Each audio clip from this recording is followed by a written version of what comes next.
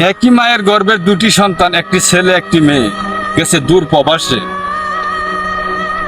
বোনের খরচ 1,20,000 টাকা আর ভাইয়ের খরচ প্রায় 6 লক্ষ টাকা। বিদেশে যাওয়ার পরে বোনের বেতন 80 হইতে 90,000 টাকা আর বাংলাদেশে ভাইয়ের বেতন হলো 30,000 টাকা।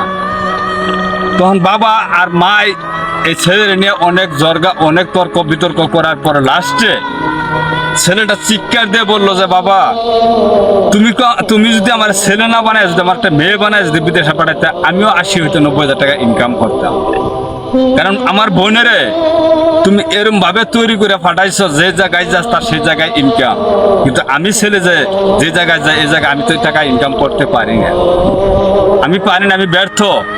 কারণ আমার ওই জিনিসটাই তো আমার কাছে নাই।